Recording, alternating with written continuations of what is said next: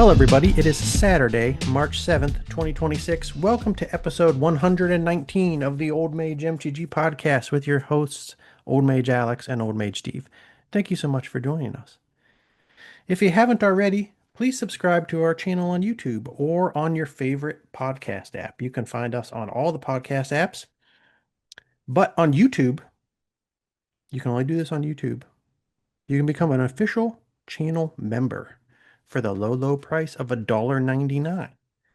What do you get if you pay us $1.99? You don't get any extra content. You don't get early access to any of the episodes.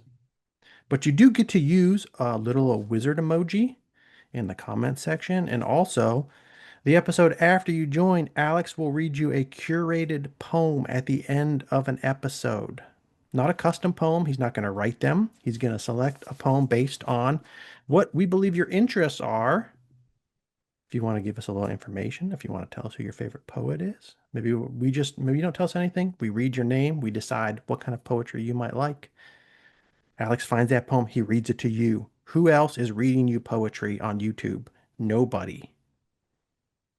I don't know if that's true or not. There's probably some poetry channels that do that. But who else on a Magic the Gathering podcast on YouTube is reading you poetry? Nobody. You can also follow us on social medias. We have social media accounts on Blue Sky, on Twitter, on Instagram/Threads. You can find us at Old Mage MTG. That's at OLDMAGE We're going to get right into segment one today. Segment one is all about the Buckeye Brawl. The Buckeye Brawl is a tournament that Alex and I recently attended. This is our first tournament that we've attended since either 1997 or 1998. I think this is our second tournament total ever. Yeah. That was it for you, Alex. It was it for me as well. In 98 or 97, we attended a tournament in Poland, Ohio at a Knights of Columbus hall. Correct. With probably like 30 to 50 people. It was for a Black Lotus. I didn't win the Black Lotus. Alex didn't win the Black Lotus. Some punks came over for the border from Pennsylvania and they took the Black Lotus. They were ringers. I don't know who these people were, but they knew stuff. They played good decks. They knew what they were doing. I heard I played one of the guys in an early round, and then I heard him discussing my deck with his buddy that he traveled with. And he knew my deck. They were some kind of ringers. He was like, he's playing a Wiseman deck. And I was like, I'm screwed. They know my deck. But that was a long time ago. We played another tournament recently at the Warp Gate in Columbus, Ohio. 90 players assembled at the Warp Gate to play a children's card game on a weekend. Ranging people ranging in ages from like 20 something to I think 60, maybe up in the 60s. So we had a whole age range of people. We had college age kids, we had middle-aged guys, we had people coming with their kids. It was great. It was good times. There was a impressive prize pool. First place got a Gaia's Cradle. Second place got a Mox Diamond. Third and fourth got Sarah Sanctums. Fifth through eighth got Phyrexian Dreadnoughts. 9 through 16 got Powder Kegs. At the time this tournament was first being arranged, Powder Kegs are probably like $10 cards. I don't know what they are now. Are they $535 on average? $80 probably? Or are they like $80 cards? Yeah. Okay. So yeah. And then everybody got a stamped Ravenous Rats, everybody who entered. The Brawl raised money for the Mid-Ohio Food Collective. I don't know if you know this yet, Alex, but they raised $3,086.52 for the Mid-Ohio Food Collective. That is 7,716 meals donated to people in need. So shout out to all the Retromancers that came out to the Buckeye Brawl. Somebody put together a little meta breakdown. So I found this spreadsheet posted in the Retromancers Discord. There's a pie chart, a fancy looking pie chart. It was a pretty diverse meta, but you see that in Premodern. The most popular decks were Burn. There were 9 people there playing Burn decks. Oh, wow. Seven on Moneyball Black. Wow. 6 on Oath Ponza, but then there were also 4 that were categorized as Terrageddon. So really like Terravore stuff. Terravore decks were like the primary or the most common deck played there. And then you had a six mono blue dreadnoughts. You probably had a couple other multicolored dreadnoughts here too. Yeah, two blue white dreadnoughts. I think that was about it. I noticed not much replenish in the Mhm. Midwest. I didn't run into a single replenish player. I don't know where that falls on the meta breakdown. So we had In four the and what were you gonna say, Alex? in the write-up for the Moneyball Black deck that I played by Grant Fly, Mm-hmm. he mentions basically he says that he doesn't see replenish or doesn't expect to see it very much, just because I think he said that a lot of people don't enjoy playing it. Okay. I don't run into it that often when I come to the meetups down here. I don't. I miss a lot of the meetups, but I know there are some guys that play it. I just never happen to be across the table from them. Four enchantresses, four psychotogs, and then you get all the pre-modern good stuff. Landstill, Green White Madness, Growatog, Angry Hermit, Hermit Feb, two White Weenies. There was also some spice at the tournament. There was a life combo deck that I heard about. I think you ran into life combo, Alex. Did Hmm. you face the life Yeah, it combo? was Yeah, like you faced it. a shaman There was and a king. lands deck. There was a lands deck that somebody was playing. I think he might have made the top eight. If not, he was very close. There was a stasis player who I also think made the top eight. I wasn't expecting to face stasis. I know some people play stasis out there in pre-modern, but I never really run into it. He was the only stasis player there. He did quite well. And then we also saw some mud, some fluctuator. Oh, lots of stuff. Lots of stuff. The results are on TC decks. You can see everybody who came in positions 1 through 32. So it goes all the way down to 32. Top eight was Evan Smith on Burn. So he came in number one. Number two, we had a Terrageddon deck. Third, we had a Landstill deck. Fourth, Oath Ponza, so another Terravore deck. Fifth place, we had Mono Black. This was Moneyball Black. Sixth, Oath Ponza. And seventh, Terrageddon. That's a lot of Terrageddon. That's a lot of Hmm. Terras in the top eight. Eighth, we have Stasis. So yeah, Lands came in 13. So he didn't quite make the top eight. But we did have the Stasis player make the top eight. I am nowhere here in this list of 1 through 32. I came in, I think, 30 something.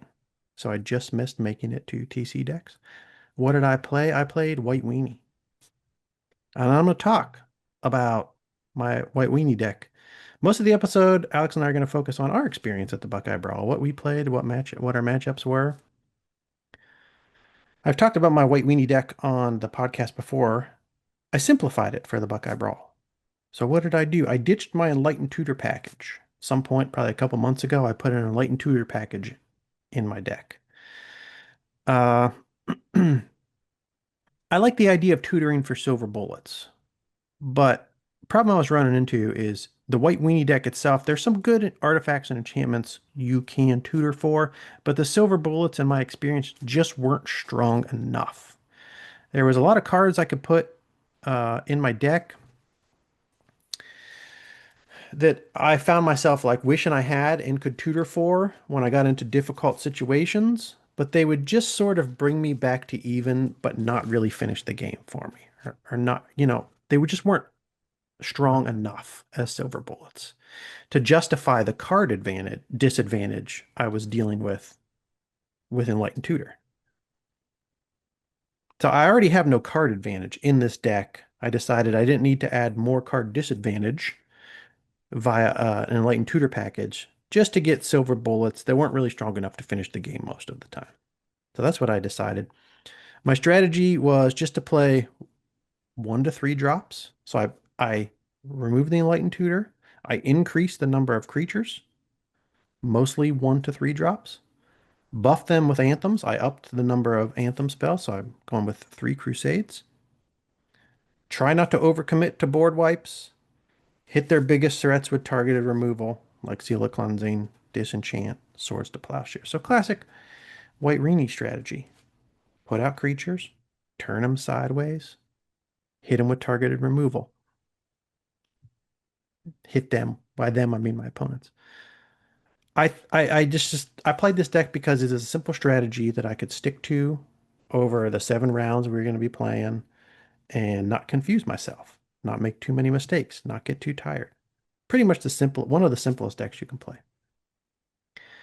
I ran 26 creatures, 3 Exalted Angels, 1 Lieutenant Kurtar, 2 Longbow Archers. This is a card that I hadn't been playing at all. I put it in just for this tournament because I was thinking I was going to run into more Moneyball Black. And this was going to give me another early game answer to first turn hippie, right? I can't stand facing first turn hippies. They're fine if your opponent goes Dark Ritual hippie and then you go Swords to Plowshares. But I only have 4 Swords to Plowshares in my deck. What if I don't have an STP in the opening hand?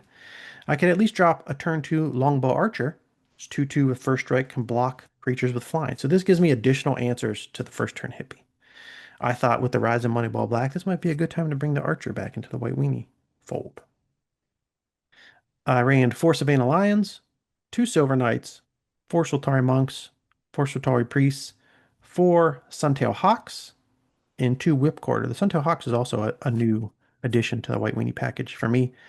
Again, it's more evasion in the form of a flyer. It's not shadow, but you don't see that many flyers in pre-modern. So a lot of times if you have a flyer on the board, you can get 3 for damage. So one is just, some more evasion. But again, if I'm going to be facing more hippies, uh, Mhm. Suntail Hawk and then a Crusade is a 2/2 flyer. That does battle with hippies. So I was thinking about hippies a lot for this turn. My instants were 1 Disenchant, 4 Swords to Plowshares, artifacts, 1 Cursed Scroll, 1 Phyrexian Furnace, enchantments, 3 Crusade, 1 Parallax Wave. I started going main board with this. 2 Seal of Cleansing, and then lands, 3 Mishra's Factories, 19 Plains. My sideboard was 1 Abolish, 1 Absolute Law, which I never played before, but I added for this tournament. It's going to be good against Burn, good against Goblins. I thought I'd face a lot of Burn in a tournament, especially. 1 Armageddon, 1 Aura of Silence, 2 Cataclysm, 1 Cursed Scroll, 2 Orm's Chance, 1 Phyrexian Furnace, 1 Spiritual Focus, another card that I had never played, but I put in for this tournament. I was thinking about Moneyball Black when I decided to put this card in the sideboard. This is 1 colorless, 1 white enchantment. Whenever a spell or ability an opponent controls causes you to discard a card, you gain 2 life and you may draw a card. So I didn't want to have my hand totally stripped uh, against a Moneyball Black deck. This is just 2 mana, hoping I could bring it out quick. And anything they force me to discard, I get to draw a card, gain some life. That sounded pretty good to me. 1 Tormod's Crypt, 3 True Believer. So that was my full deck. I'm going to go through my matches, Alex. I wrote up a little tweet thread. So I'll show some of that tweet thread as I go through this. Game one. Game one, I faced Mitch on Burn with Pyrostatic Pillar.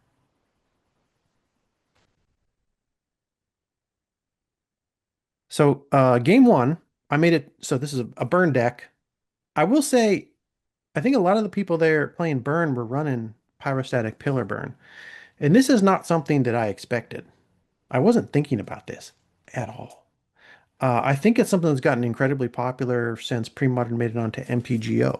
I think a lot of people started playing Pyrostatic Pillar with Burn on MTGO.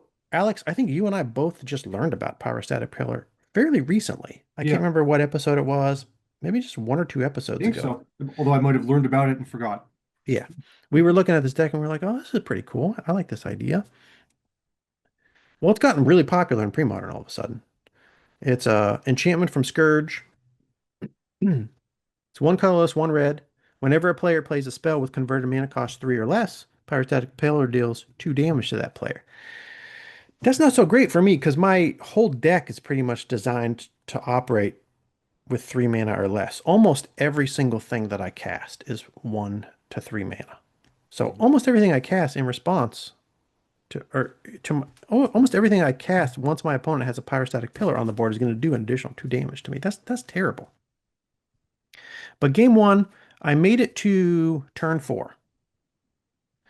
where I played a Parallax Wave. And I will say that Parallax Wave hit the board and that controlled the rest of the game. He had a Grim Lavamancer out. I think he had one or two other creatures that I was able to deal with. I just waved away the Grim Lavamancer,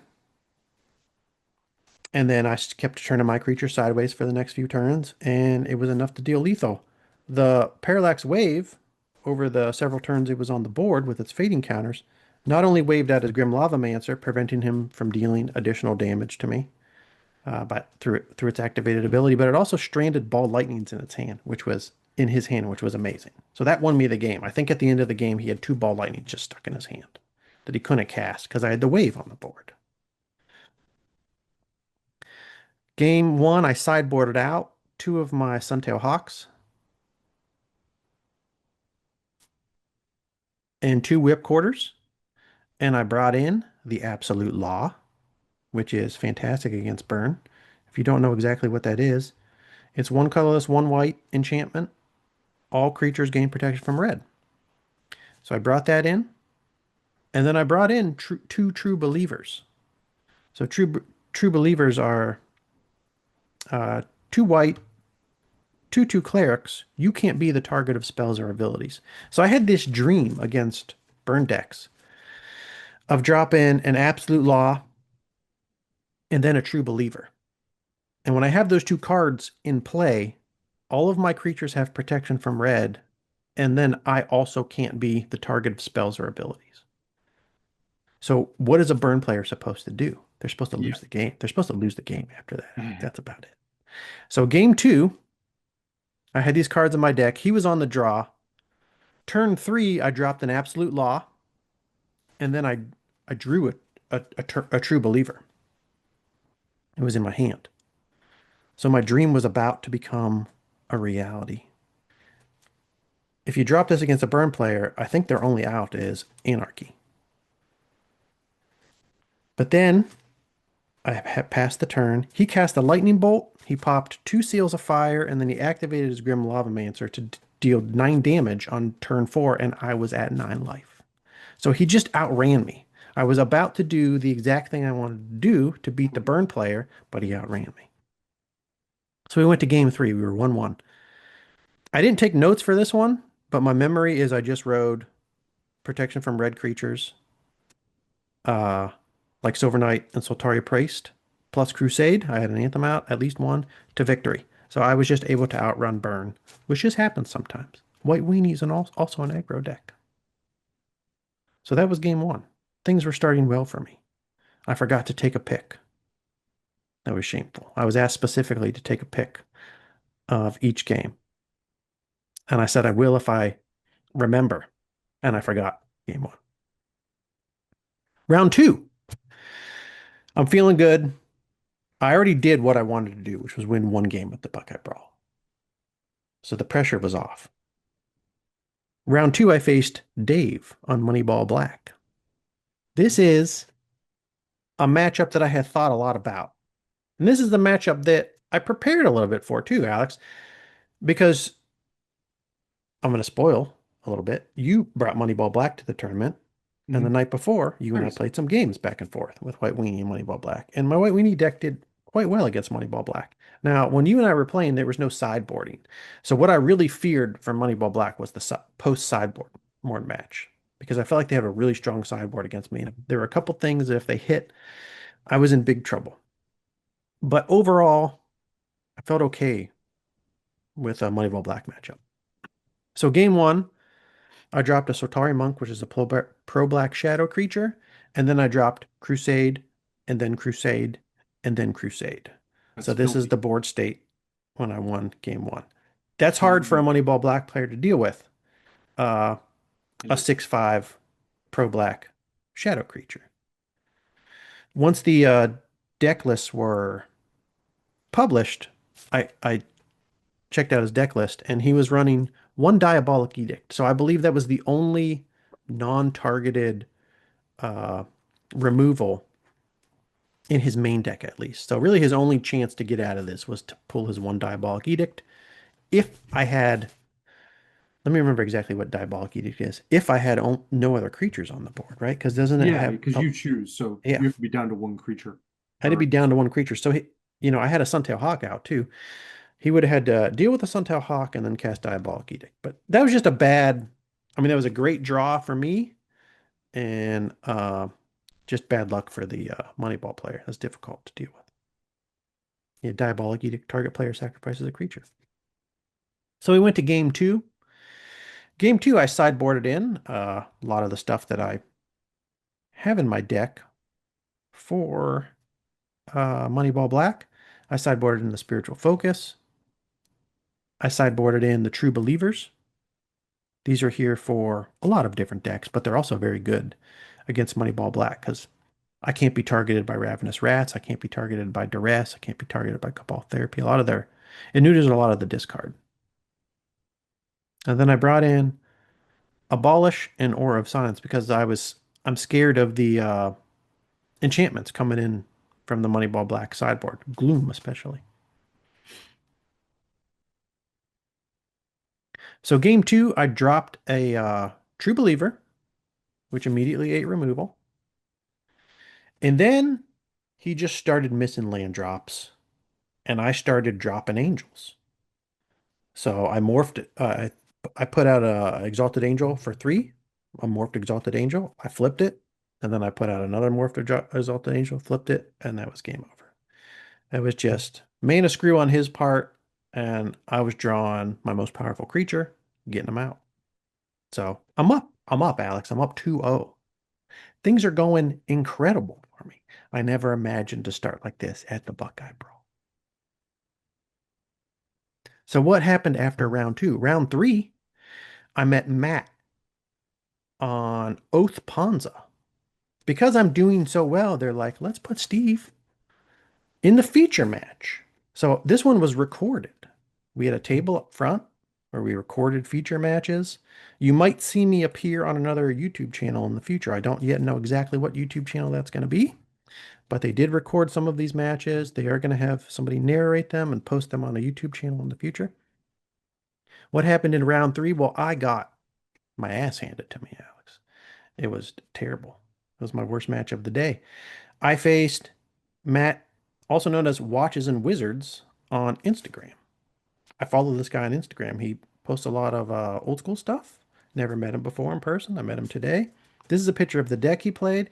Green White Oath Ponza. It's a Terravore deck, Oath deck with green land destruction spells like Winter's Grasp, Thermokarst. Facing Wastelands. You're facing Rishodon Ports. You're facing Spheres of Resistance. It's a rough deck.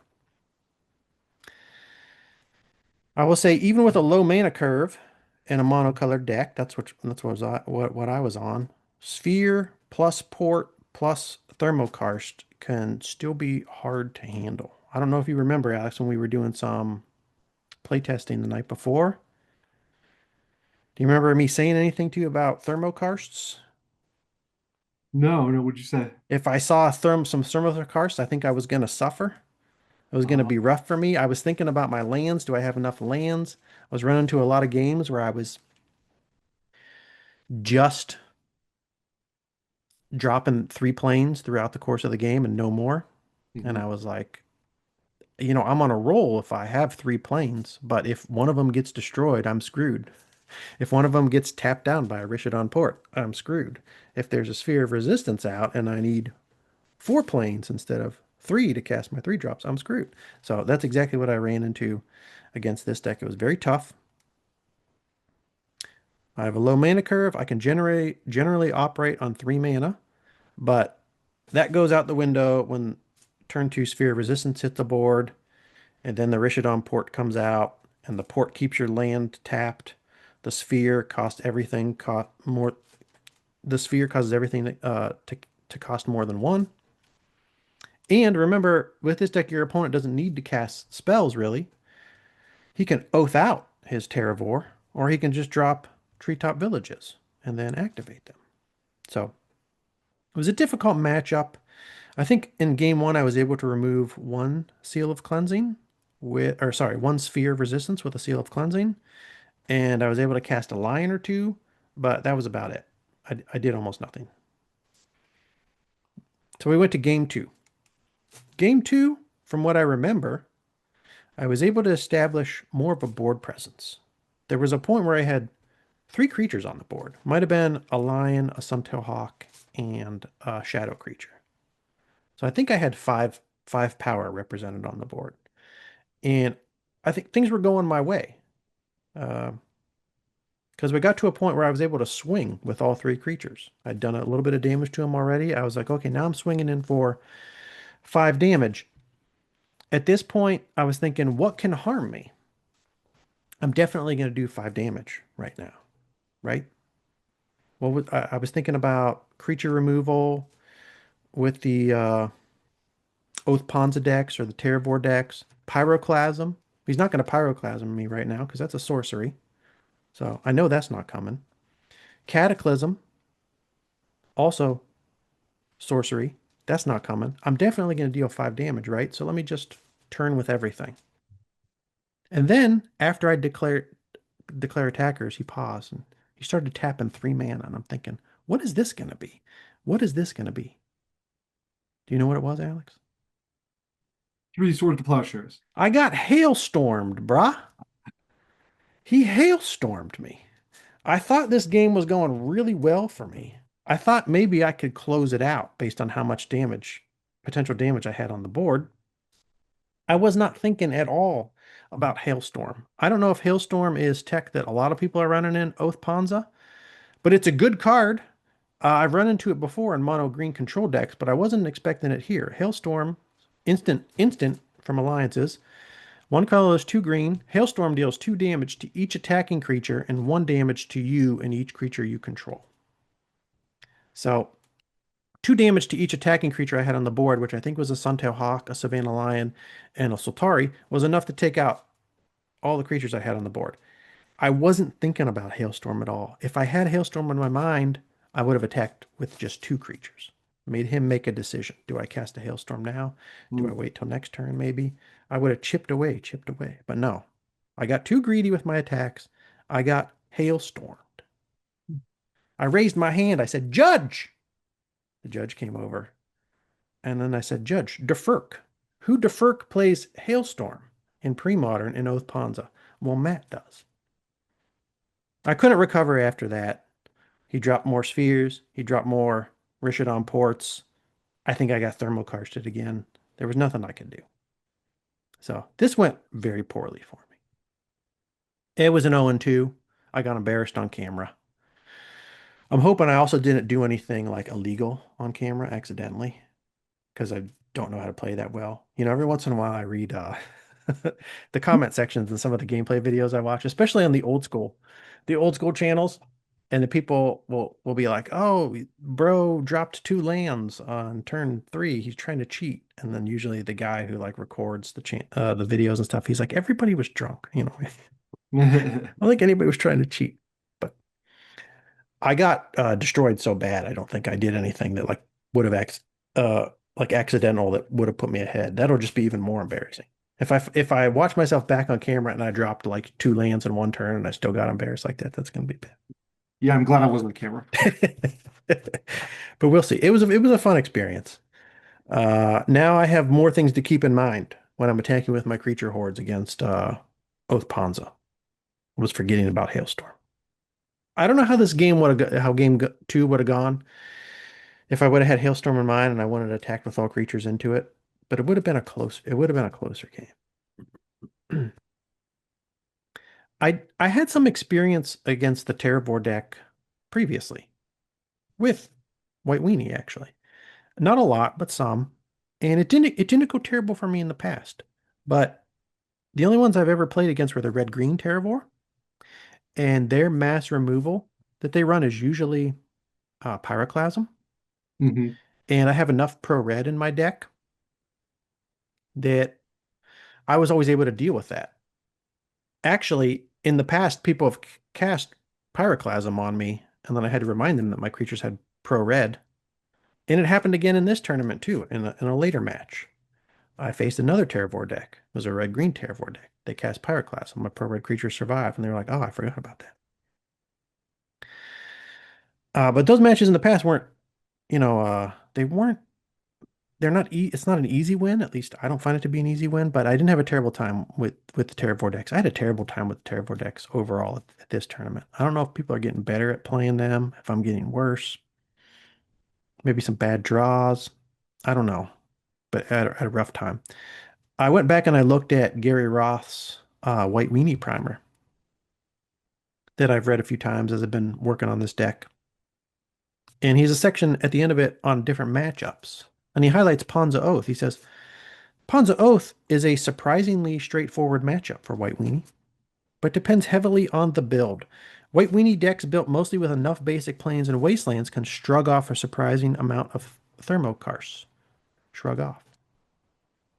I don't know if I have enough planes. I have 22 lands. I have 19 planes in 3 Mishra's factories, but I was thinking, especially the night before, I remember even saying it to you, if I see a bunch of thermokarst, I'm going to be in trouble.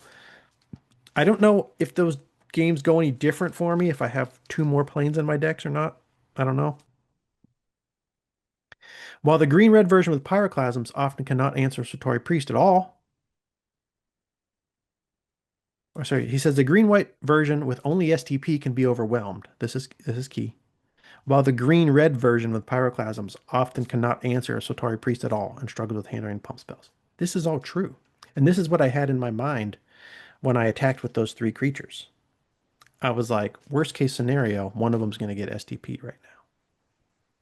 Yeah. Hailstorm changes this sentence. Hailstorm changes this sentence. I have to now play a little bit differently when I'm playing against green-white Ponza Oath. As far as me handling their threats, Oath of Druids producing a large Terravore can be scary, but the deck has enchantment removal and True Believer to defend against Oath. That's all true. And that's worked pretty well for me in the past. And even if you can't stick the True Believer, if it gets swords and then Oath gets activated, because you kind of have to activate Oath against this deck. How do I kill my opponent? I play creatures and I turn them sideways. I can't just hold creatures in my hand and not activate Oath. But even if they deal with the True Believer and you activate Oath, their biggest threats for Terravores, I run 4 Swords to Plowshares, so we're even there, right? I also started running main deck Parallax Wave, so that's another way to deal with a Terravore, although that 4 mana enchantment can be hard to cast against Pawn's Oath.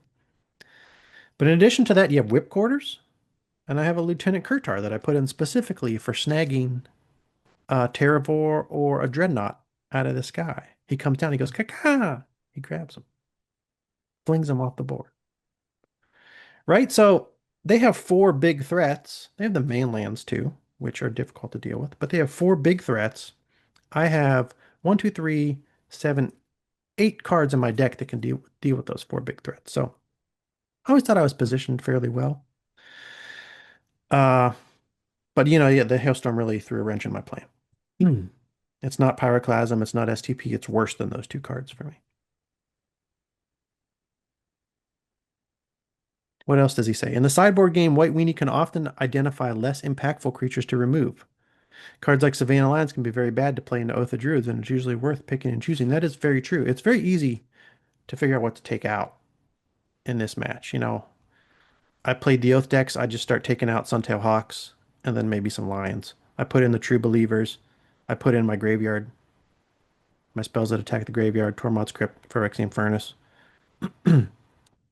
I put in Abolish and Aura of Silence. This match made me rethink Abolish.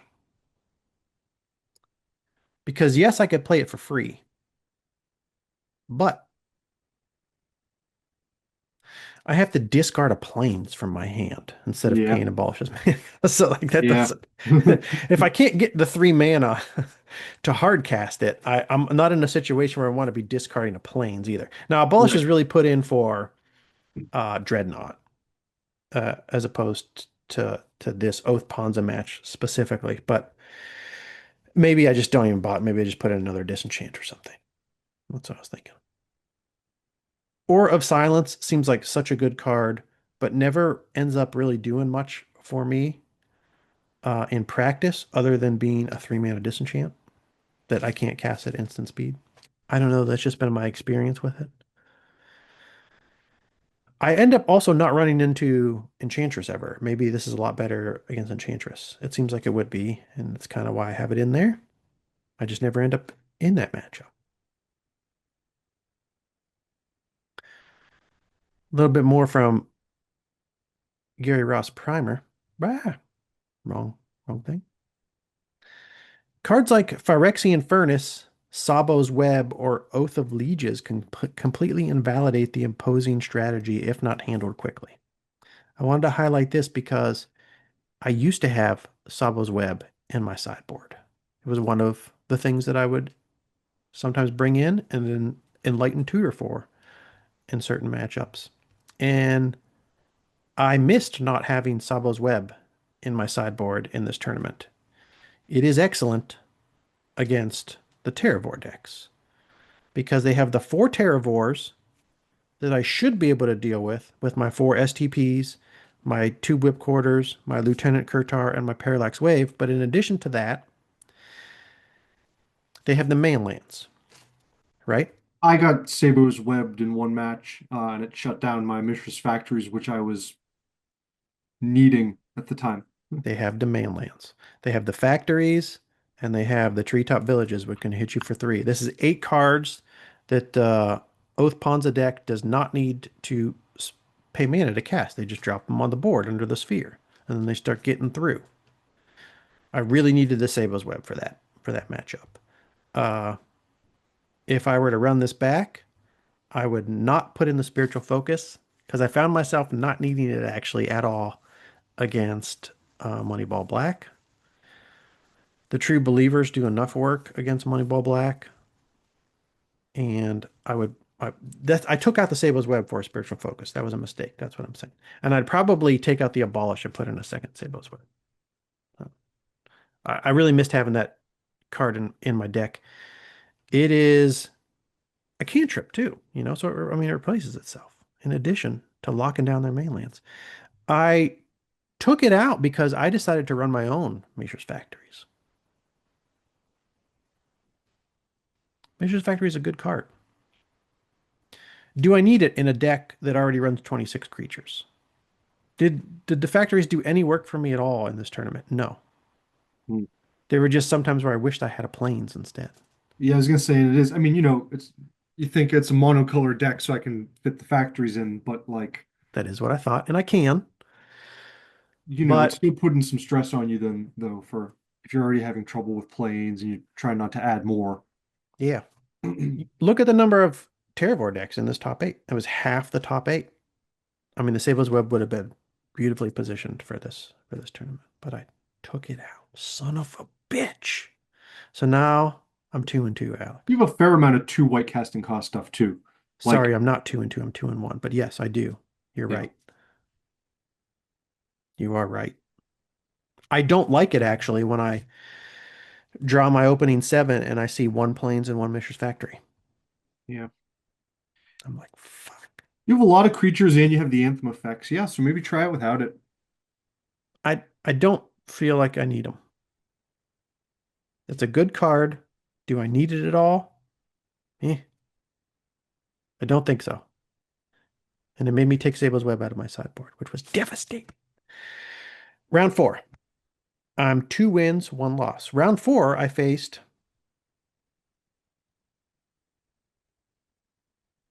Oh, here's an image of the last match.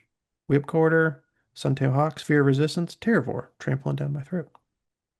Round 4, I faced Psychotog, Alex. I played Chris. He was running blue-black Psychotog with zombie infestation. Chris was part of the Michigan Brew that came down. I think he came down with Neon Mushroom and some other guys. Game 1, it went swimmingly for me. I sprinted to the finish line with weenies.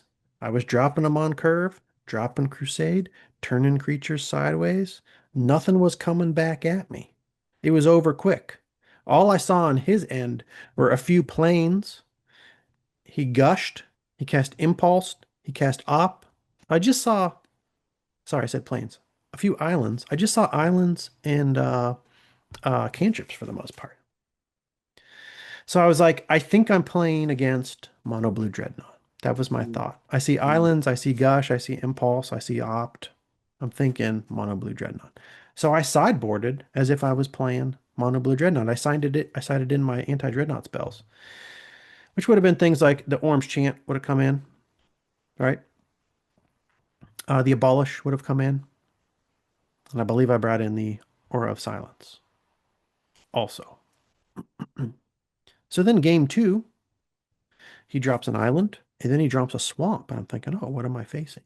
I could still be facing Dreadnought. I could be facing blue-black Dreadnought. People don't really play that much these days, but it is a thing. It's something that used to be more popular. You just have a Dreadnought package with black discard spells. That's good.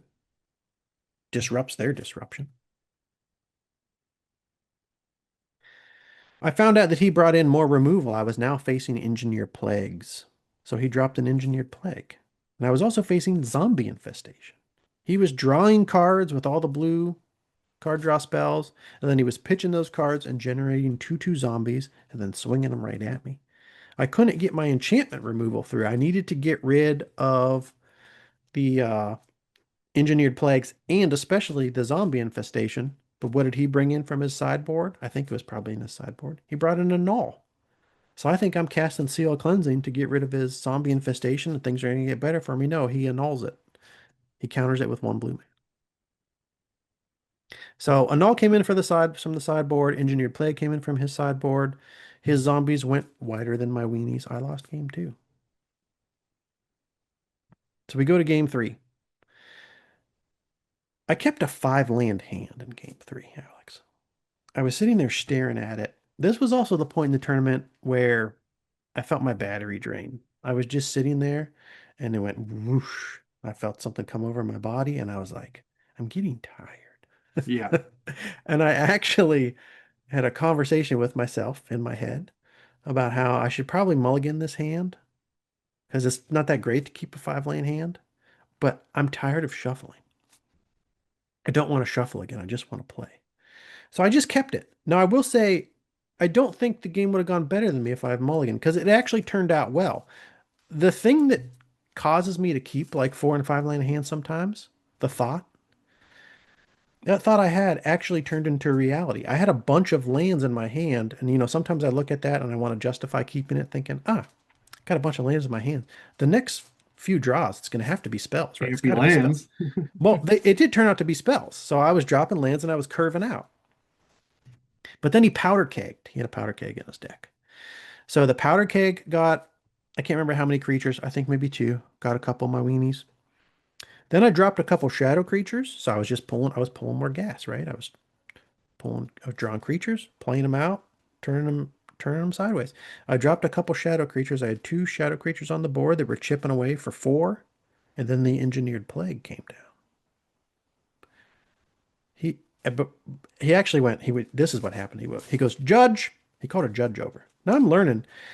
I don't really know how tournament rules work, but I learned that you can ask judges things like this during the tournament. So you were playing engineered plague, Alex. You don't have a lot of tournament experience. If you don't really know the meta, it's hard to sometimes know like what the best thing to name would Oh be. yeah. He called the judge over and he asked him about those creatures. He asked him to look up on Scryfall what creature types they were. So you could Mm. do this. And I told him I was like, you can name Soltari. Like it's good to name. But I said there's Soltari and clerics. You can name either one of those, and that would probably be equally as good. But the judge did look it up on Scryfall, and he's like, yes, they're Soltari. I think they're both literally Soltari clerics, so you could name Soltari. But I learned something. You can call the judge over to just ask like clarifying questions like that. A little tip for you, Alex, if you're playing Engineered Plague next time. So the Engineered Plague came down, naming Soltari. That took away all my dealing capability that was on the board at the time. Did that really slowed me down? And then Psychotog hit the battlefield. So he powder kegged, he engineered plagued. I think this is the board state of the final game. He might actually have 2 engineered plagues down, which is difficult for me. And then he has a Psychotog sitting there. And he was going to deal lethal, but I got a little bit lucky and I pulled a Parallax Wave. So I was able to stick the Parallax Wave. and I waved away the Psychotog. And then it just became a waiting game. What am I going to draw? And can I draw something that's going to deal him lethal and get it through his counter magic before my wave fades away and the Psychotog comes back? I was not able to reestablish my board state fast enough. The wave faded away, and the Psychotog hit for lethal. I had Dr. Teeth just staring at me with his big grin while my wave counters were ticking down. 3, 2, 1. So I'm now 2-2. Psychotog took game 4 from me. Now we're on round 5, Alex. Now I'm tired. Now I'm hungry. And then what do I face next? I face another gosh dang Oath Ponza deck. I don't know if I misplayed some things in this game. There were definitely some things after I did it. I was like, I could have done this differently. I don't know if it would have made any difference. I have a better matchup against this particular Oath Ponza deck than I did against the previous Oath Ponza deck that I played against because his mass removal was Pyroclasm, and I think maybe he might have also been running Earthquake. I have enough pro red that I can still deal some damage to him. He had no hailstorms. I don't have to worry about hailstorms. But I still lost 0-2. So game 1, I see what I'm facing. I think I need to run. I can't worry about Trickery and Oath. I just have to do what the Weenie deck does and just try to get him down to 0 fast enough. I don't know how to play around Oath in game 1. I'm not sure if I can or not. But he cast 2 different spheres of resistance. You see 2 spheres right here on the board. That all of a sudden makes everything harder for me because my 2 drops are now 4 drops. And I've told you already that I operate really well on 3 mana. I don't always get to 4 mana. I managed to cast 2 Soltari Priests, so I eventually got there. I had 2 Soltari Priests on the board. He brought out 2 different Terravors. I think he was hard casting them in this game. I was able to STP both. And then I brought out the Silver Knight. But then Terravor 3 hit the board, and it just ended up too big, and it outran me. So it was an okay game. There was some back and forth, but his Terravors outran me. Game 2, I brought in the True Believers. I brought in the Crypt. I brought in the Furnace. I can't remember if I brought in Abolish or Aura of Silence. I think I probably didn't bring in Abolish because I was mad at it after the round 3 game. I was like, this is dumb. I can't pitch a planes against Oath Ponza. So I mulliganed to 6, and I kept a hand with a Seal and a Swords to Plowshares in it. That's what I was aiming for, actually. I was like, okay, 1 Seal of Cleansing can help me remove 1 Sphere of Resistance, and 1 STP can help me remove 1 Terravor. So he might come out with those 2 things. I can get rid of them. Hopefully I can outrun him. He mulliganed to 5. So I thought, maybe I'm going to be in good position here. But with those 5 cards, he thermokarsted one of my planes. He dropped some Rishodon ports. So he was porting the planes, and then I had to fight through 2 spheres again. And the Terravors and the mainlands just won that one. I just couldn't cast much. There was too much Ponza for me to handle in this round 5 Oath Ponza match. So I'm at 2-3. I started off hot, 2-0. I'm at 2-3. That's okay. Now I'm in the losers bracket. Maybe I'm gonna face, another deck next round with a losing record. I'm in a little bit better position. Get me off the top tables. Build up my confidence. What do I face in round 6? Black-white control. I wasn't that excited about this actually. I had some difficulties against black-white control in the past. Black-white control is why I have an Armageddon in my sideboard, and it's why I kept 2 Cataclysms in my sideboard, because when I face these controlled decks, as much as I don't like to Cataclysm myself, as much as I find myself losing games after I've Cataclysmed, it's something that I feel like I have to do when I play these control decks that build up a lot of mana. In black-white control, when it goes the distance, it can build up a lot of mana. And when they get a lot of land on the board, there's just too much they can do to you for me to handle with my weenie horde. So I had to put in mass land destruction, I think, specifically for this match. So game one, I curved out. I was dropping planes. I was dropping one drops, two drops, three drops. He was answering my threats, and he was also getting some cards from my hand with discard. He was hitting me with Gerard's Verdicts, Mm. which a card I don't like. I like to Yeah, play it. I don't like to face it. You got to sit there and decide which of your two cards you want to drop in your graveyard. I don't want to drop any of them in my graveyard, man. it's good. So I had a lot of stuff in my yard after a few turns, not more than a few. I don't know. This game went on for a little while. Let's say turn five or whatever. Then I got Haunting Echoed, Alex. Mm. He Haunting Echoed me. I have a lot of three ofs and four ofs in this deck. Three Exalted Angels, four Suntail Hawks, four Savannah Lions, four Sotari Monks, four Sotari Priests, three Crusades. Hunting Echoes. This is a deck. This is a card I think you were running. I don't know if it was in your sideboard or your. Yes, in my sideboard, I was talking to you about it before the tournament. Yeah, I like it a lot, and I was really tempted to use it. Um, I just think it has the potential to be, very good in certain situations. it's three colors, two black sorcery. Remove all cards in target player's graveyard other than basic lands from the game. Search that player's library for all cards with the same name as cards removed this way and then remove them from the game. Then that player shuffles his library. So then we spent a few minutes of him going through my deck. And he removed like a third of my deck, it felt like. It was like four Soltari Monks, four Soltari Priests, four Savannah Lions. He might have taken all the Suntail Hawks too. He removed so much, in fact, that I started thinking, maybe this is good for me. Because now I have to, now the next three cards I'm going to draw are my three Exalted Angels. Now I'm Mhm. being a little extreme there, but that's how many cards he took from me. But I didn't have any Exalted Angels in my graveyard. Yeah, So I was actually thinking, I'm not sure if this is bad for me. I don't know what's coming it's next, risky. Yeah, but it's in fact when I used it once in the tournament, and I felt the same way. I knew my opponent didn't have a couple of the cards that I wanted to get rid of in his uh, graveyard, so I was like, I don't know if I should cast this or not, and it ended up not hurting me. But yeah, it's risky. so he took about a third of my deck with Haunting Echoes. And then I will say nothing else interesting happened after that.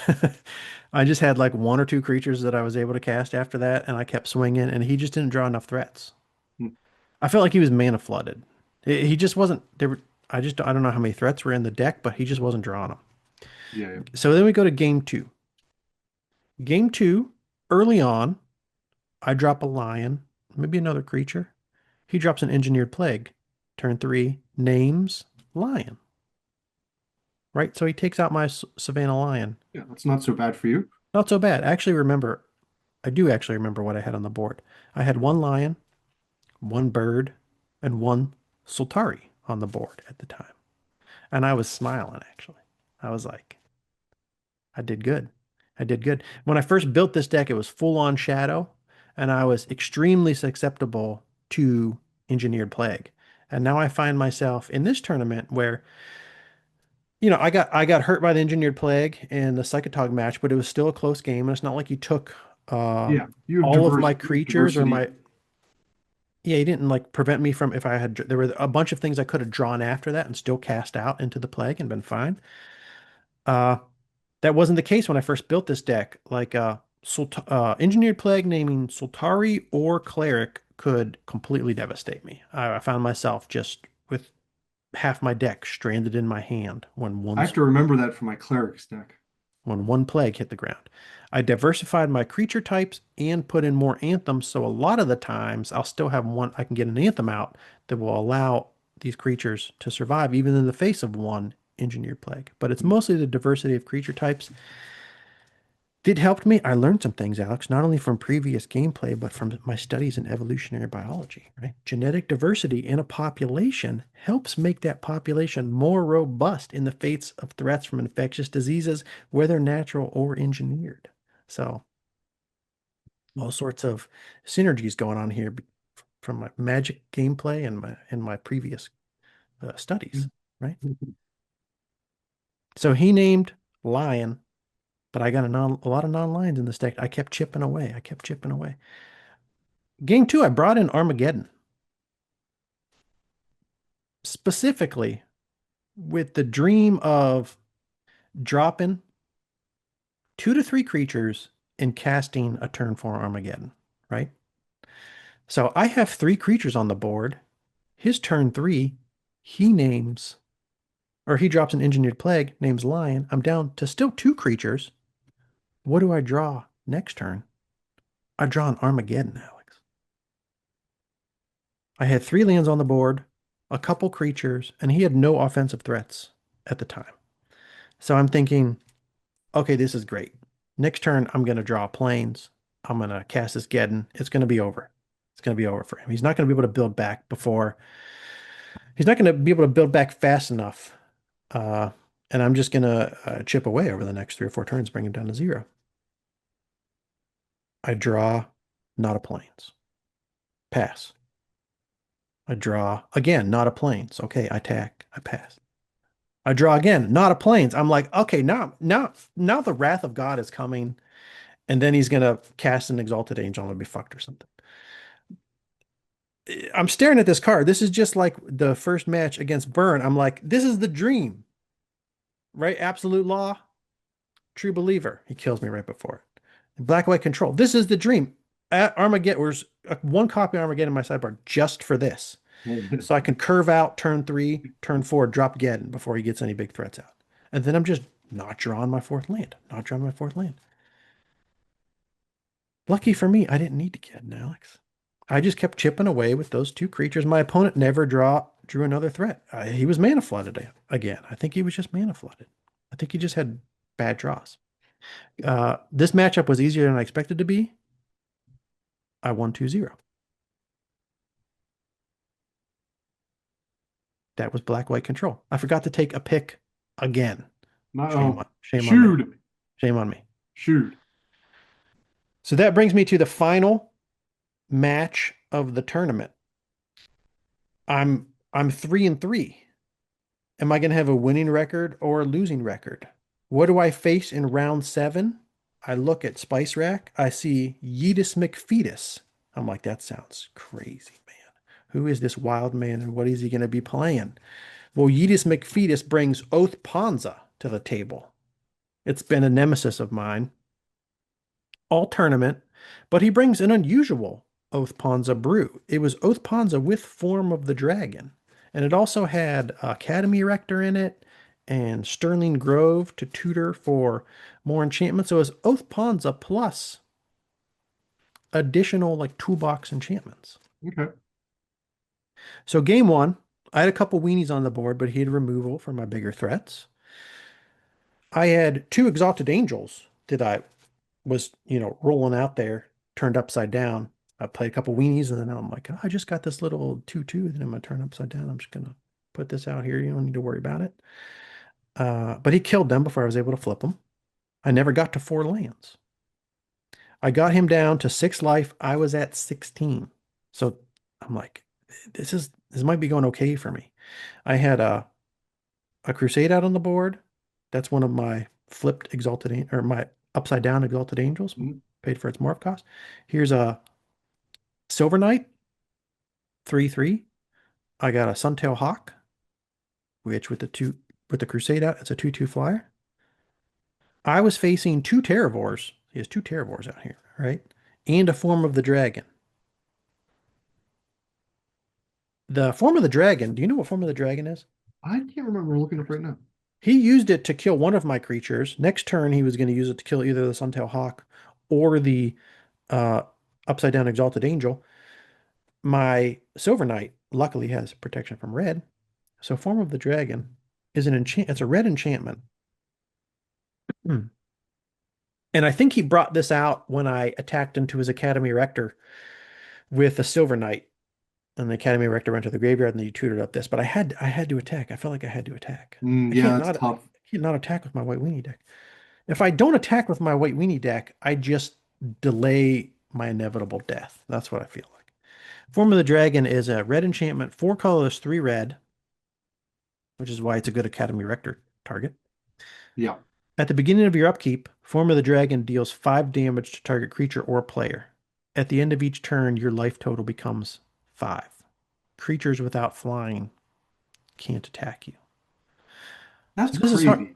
It is crazy. So it's hard. I had him at 6, but every turn he was going to go to 5. So if I got him below 6, he was going back up, You could go back up to five. Yeah. go back up to 5. Yeah. That's And I pretty. have the Suntail Hawk and the Silver Knight in this Morph Exalted Angel.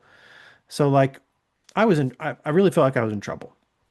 He could blow up the Suntail Hawk. He was going to blow up the Morphed Exalted Angel. I could get through for 5 at most if he swung at me with both of his Terrorvores. They were both pretty small at this time. I could, if I dealt 5 damage with what I had on the board, I would bring him down from 6 to 5, but then he would go back up to 5. He'd go back up to 5. And then he could simply block my Silver Knight with one of his Terrorvores. I could swing for 2 with the Suntail Hawk, but he'd go back up to 5. And then he could use the Form of the Dragon to kill the Suntail Hawk. Anyways, Form of the Dragon would blow up the upside down Exalted Angel. It would blow up the Suntail Hawk. It couldn't blow up the Silver Knight because it has protection from red, but the most I could deal with the Silver Knight, even if I went unblocked, would be 3 damage. He'd just go back up to 5. He'd go back to Yeah. 5. So I was kind of in trouble there. I had a Silver Knight with a Crusade. I just needed 2 swings. I had a Parallax Wave in my hand. I mean, your non-flyers also can't attack too.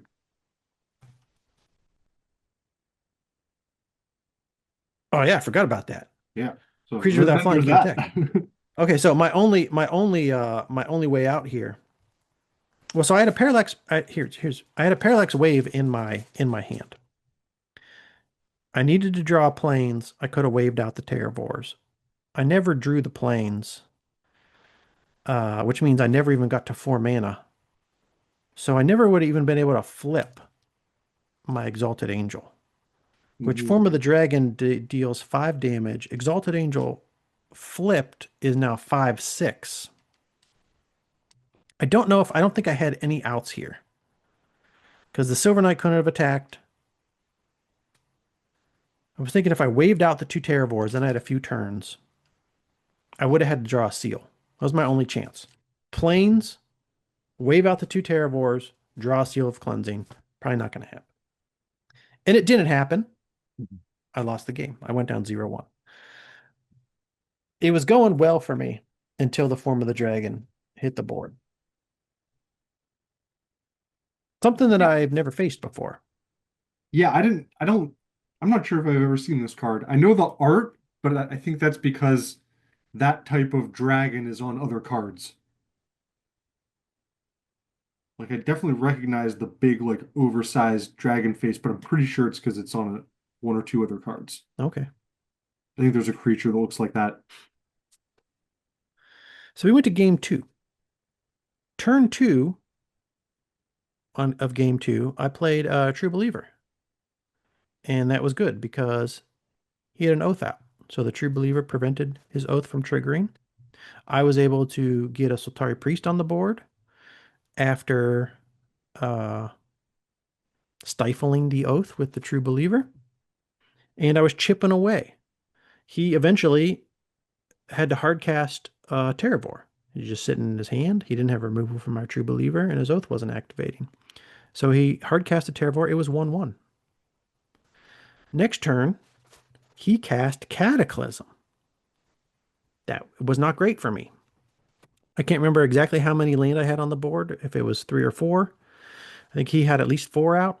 So his Terravor all of a sudden became way bigger than my Soltari Priest. So this race that I was running, I was no longer going to win.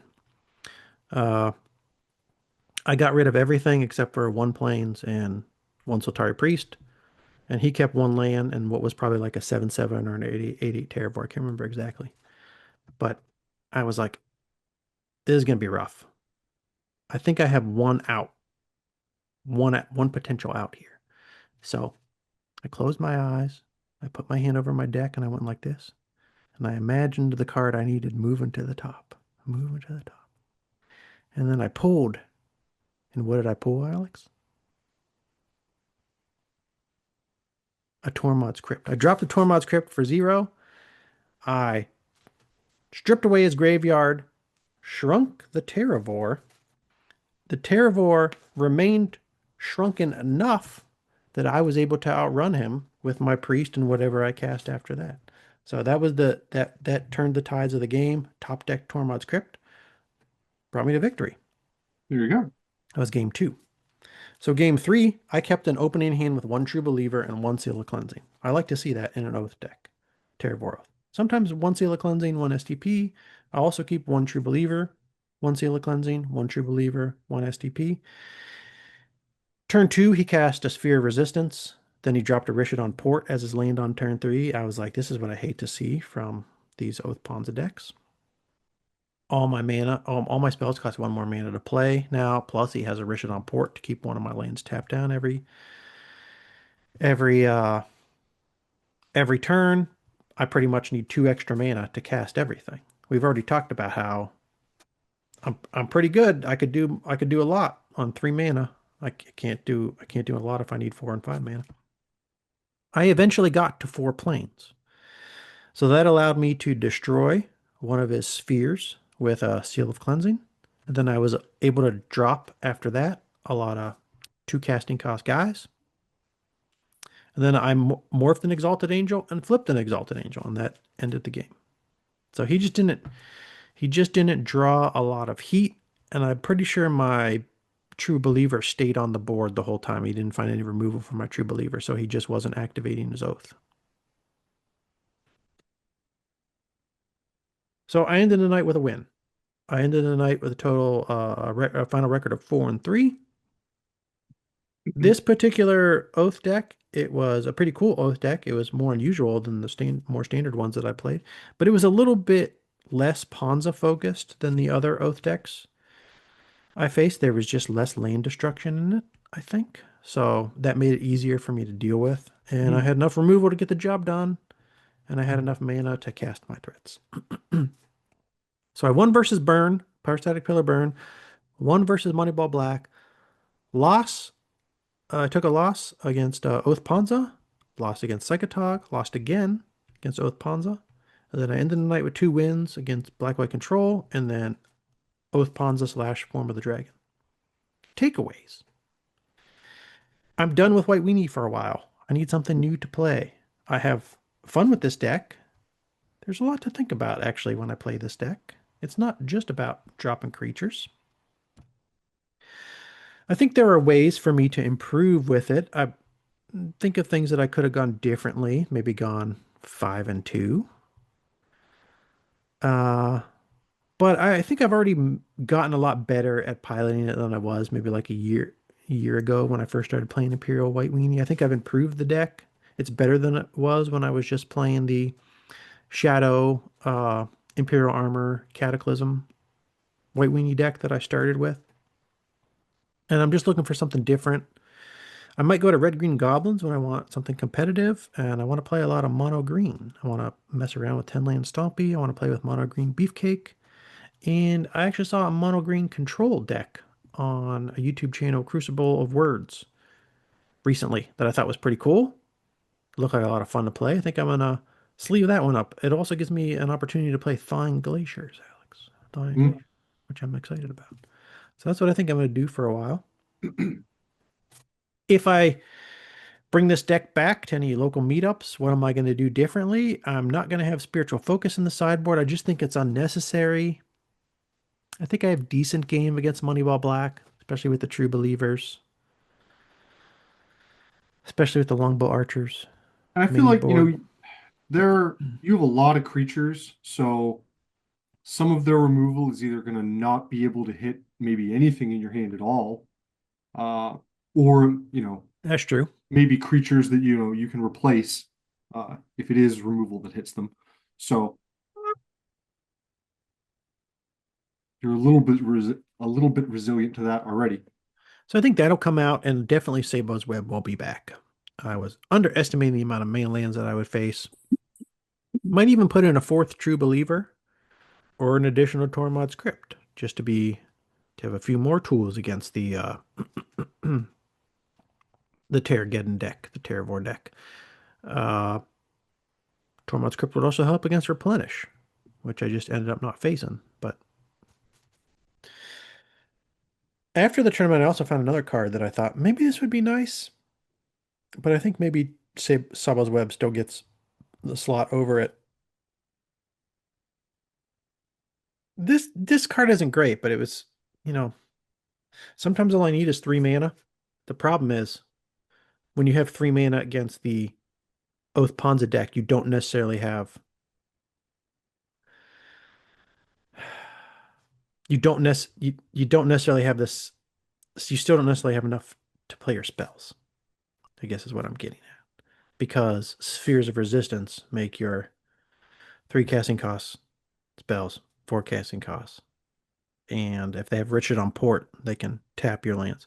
But anyways, the card is Sheltering Prayers from Prophecy. I liked it. It's only 1 white. It just costs Yeah. 1 mana to play. It's an enchantment. It says basic lands each player controls can't be the target of spells or abilities as long as that player controls 3 or fewer lands. So if they have a Sphere of Resistance and a port out already, I can still likely stick this because it's just 1 mana. So Sphere will make it cost 2, and if they have a port tapping one of my planes, I just need 3 Yeah. planes to play this. You'll probably still get that. If this hits the board, then yes, the Sphere of Resistance is still active, so all my spells still cost 1 more to play, but it shuts off their port's ability, right? They can't use their Rishon on port to tap any of my planes, so I have more mana available to me then. And then it also nullifies, for the most part, their Thermokarst or their Winter's Grass. Yes, they can still target my fourth planes that come out, but most of the time, I don't need 4 lands to do most of what I need to do. It was an interesting card I saw. But I think I still might want to go with the web because it shuts off their offensive threats. Their mainland offensive threats. You know what I'm saying? And then Yeah. maybe I can deal with the Terravores with swords. Most I don't know. I also like that the card is 23 cents. Hmm. That's always a bonus to me. Nobody would expect it either. Sheltering Prayers. I thought that was cool. I thought that was a pretty cool card. It's a niche use case, but it's actually like pretty good for my Yeah, needs in this definitely. I've seen monocolored it. Sorry, go ahead. weenie deck to sideboard and against Oath Pawns. I'm like, this is actually pretty good. You've seen it before? I might have too and just I've forgotten noticed it about it. before and just sort of like filed it away as like, oh, anti-land destruction tech, you know, but just depending on the meta, like with so many Terravore decks, I guess, Yeah, it is pretty useful. You don't see as much like direct land destruction type, old type yeah. Rishon on ports. The ports too. The fact that those decks, the Ponza decks, stack the land destruction spells with the Rishon ports, and this prevents them from porting your land too. I Yeah. really like that. And the ports are in other decks, right? Like, I mean, I'm Yeah, not super familiar enough with the meta to know, but like I saw them in non-Terravore decks. they are. And yeah. Whether I would need to bring this in against the port decks that don't also have land destruction, Good point. probably Yeah. not, just because I have such a low mana curve. But the land destruction plus the ports were just oppressive. Yeah. Just oppressive. Okay. That was my Buckeye Brawl experience.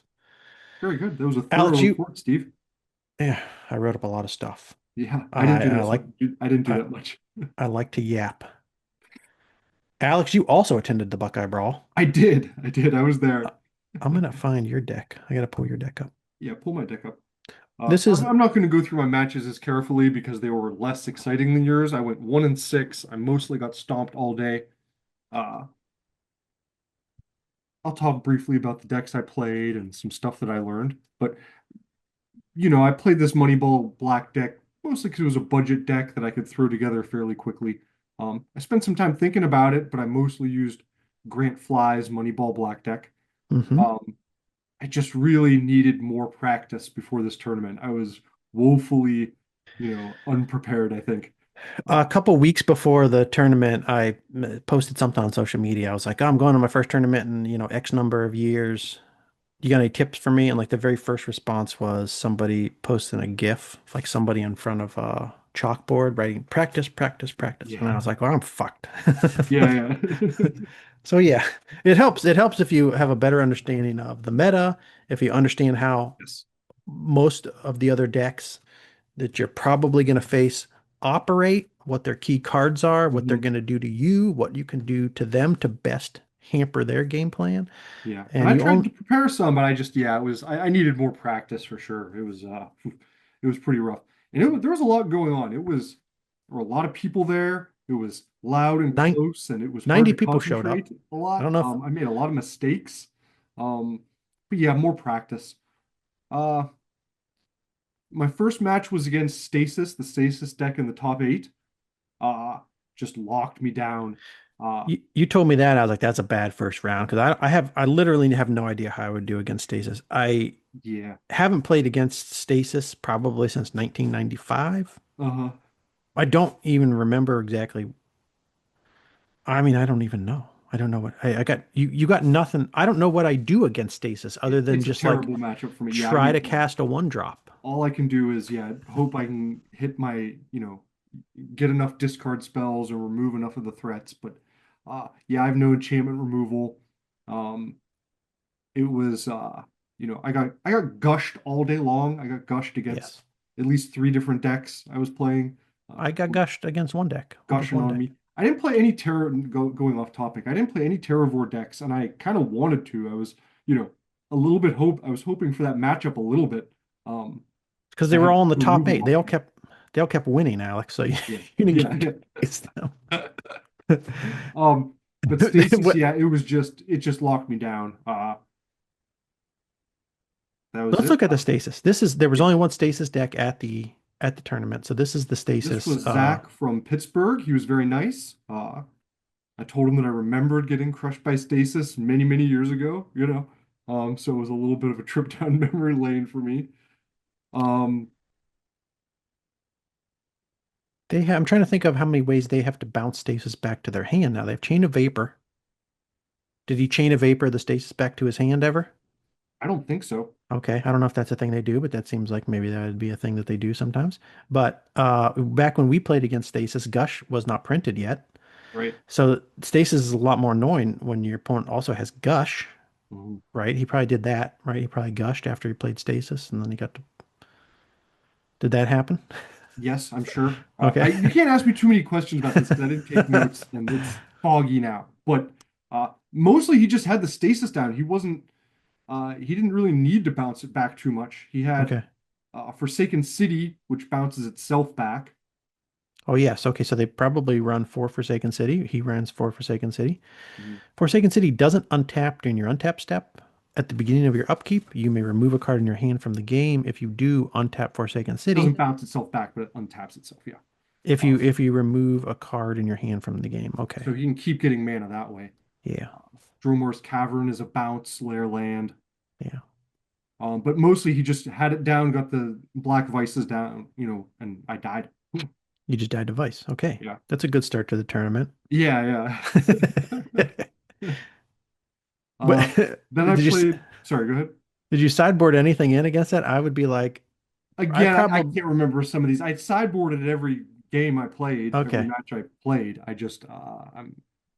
I think I I brought don't in extra Cabal Therapy. Um, I don't even know. I might just be like maybe one mana spells. Yeah, I guess the extra cobalt therapy was good because you could just name yeah, I might stasis. have pulled in an extra Wasteland. And that's what I would have done. I'm looking at your sideboard now. I think I would have gone And one cobalt therapy and one wasteland to maybe but my white hate wasn't helping. Like yeah. there just wasn't like a whole lot I could do. Um, Yeah, that's what I would have done. One cobalt therapy and one wasteland in. I can't think of anything else I would have done there. Second game I played Dreadnought. Didn't go too great. If I remember correctly, first game I think he just beat me really fast. Uh, Dreadnought did what it was supposed to do. He got it down and swung twice, like turn 2 and 3 or whatever. That ends it. Do you remember who it was? It was a person from the Retromancers, I believe. Was it Connor? I'm sorry, I can't remember people's names. Okay. Connor is a Retromancer who came in 18th with his Okay. It was Stifle deck. probably him. Sorry for forgetting. Never I think the apologize, second Alex. game I made it more of a match. One of the two games, yeah, it must have been the second game. I killed one of the dreadnoughts. He brought another one out. Uh, had counter magic.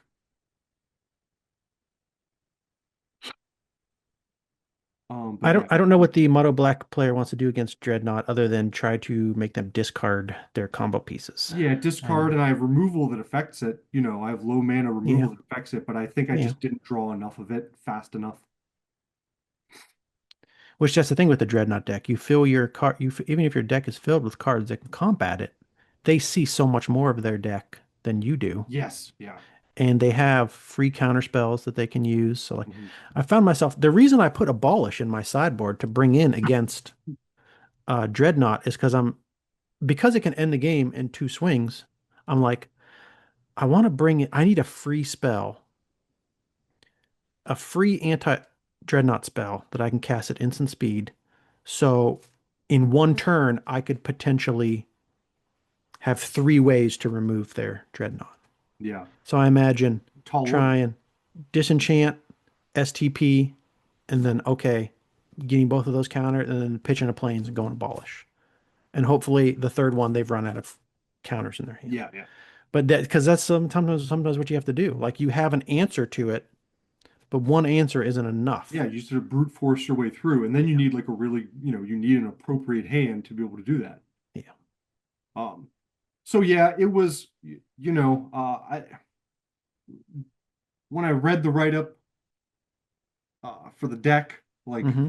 it, it was fairly optimistic about Dreadnought, so I was kind of, uh, I had initially been scared, and then I read that, and then I was like more confident. I was like, okay, I have enough removal spells and stuff, but I didn't have them in my hand, and not enough to get through all the counters, and yeah, so it was just losing against what Dreadnought does. Um, Third You need match, to I pay. played the You need to white. pay. You need to pay Sam for coaching. Sam came in fifth place with Moneyball Black. Yeah, yeah. Well, not to jump ahead too much, but I don't think I'm going to be playing this probably a Okay. lot. That was one of my takeaways. Like kind of like you, like you know, want to do other things. Like I played this because it was easy to put together for the Yeah. tournament. I had a lot of the cards. It's budget friendly. But there's other stuff I'm working on that I'd probably, rather kind of mess with if I have time to, get it working. Um, Yeah, third match was against White Shaman Life Gain. Okay. That was the only match I won during the day. Uh, Okay. One of the spice um, decks. mhm. I don't know if I can find that list. I might be able to find that list actually. So Spice Rack here. Was his name Brandon? I think this is the Lex, only life deck. I think. Oh, well, What did you say, Alex? his it was Lex on his name tag. So Okay, this says Brandon yeah. Lex. So this is the life deck you faced. 16 Mhm. creatures. Uh, one Academy Rector, four Birds of Paradise, three Daru Spiritualists, three Nomads Encore, two Shaman Encore, three Task Forces, eight Sorceries, four Cabal Therapy, one Gaia's Blessing, three Living Wishes. Instant, you have four Eladamri's Calls, one Naturalized, two Swords to Plowshares, four Worthy Causes. Enchantments, one Sylvan Library, one Test of Endurance. So that's, I guess, the win con of the deck. Yeah. At the beginning of your upkeep, if you have 50 more life, you win the game. And then your And now you can lands, gain near infinite life infinite for too. That's what I was counter. going to say too. Can it go infinite? Sideboard is one Academy Rector, one City of Solitude, one Mordar Spiritualist, one Guy's Blessing, one Monk Realist, one Nomads Encore, one Reverent Silence, one Xanted Swarm, one Uktabi, one True Believer, two Transmutations, two STPs, and one Starlit Sanctum. Okay. This is a life combo deck, which I know a little bit about, but not much. Yeah, and we had talked about this, and yeah, when I played him, I was like, oh yeah, I sort of remember this, but I couldn't remember. I was a little bit fuzzy on it. Um, but I thought it was cool to see it. That was, you know, like you said, some spice, fun I deck. forgot to mention the lands, three Starlit Sanctums. I mean, I think this is a big part of the combo, right? The Starlit Sanctum allows you to pay 1 white, tap, sacrifice a cleric. You gain life equal to that cleric's toughness. Yeah, once you pump up the guy on the right. And it's the Daru Spiritualist, I think, that you have to pump Yeah, up. or the other one all the way to the right. Okay. Spiritualist is 1/0, one colorless, or sorry, 1 white, one colorless, 1/1. Whenever a cleric you control becomes the target of a spell or ability, it gets +0/+2 until end of turn. And then the one on the right is Task Force. 2 colorless, 1 white, 1/3. Whenever Task Force becomes the target of a spell or ability, it gets +0/+3 until end of turn.